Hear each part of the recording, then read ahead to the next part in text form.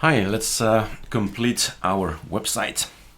So this is ArcoLinuxB. That's the place where you build your ISO yourself.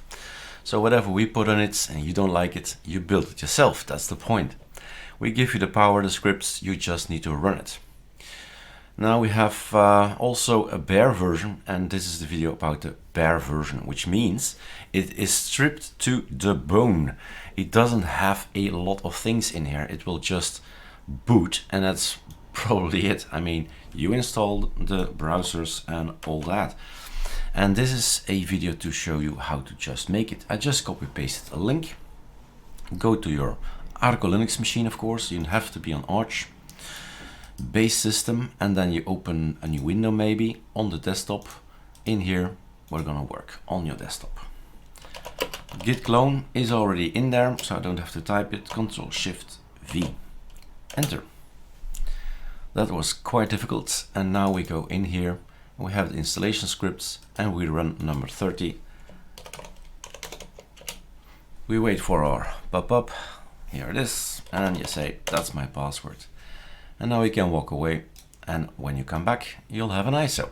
So let's pause the video here and wait for it. It needs saying, of course, but it's on the website. If you want to change the contents of what's coming on your ISO, it's in here. So whenever you put a hashtag in front of it, it's not going to be installed. It's a long list. And at some point in time you recognize all the Lego blocks, like I like to call them, all the packages, and then all you have to do is put a hashtag in front of it. It will not be installed, but yeah, then afterwards, well, you decide if you need it or not. If you do need it, you have to install it manually again. So this is your playlist, let's say, your packaging list, and this is what you can work with.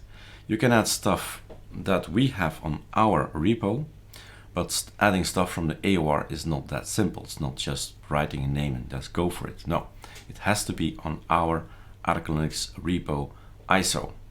That's where it's coming from.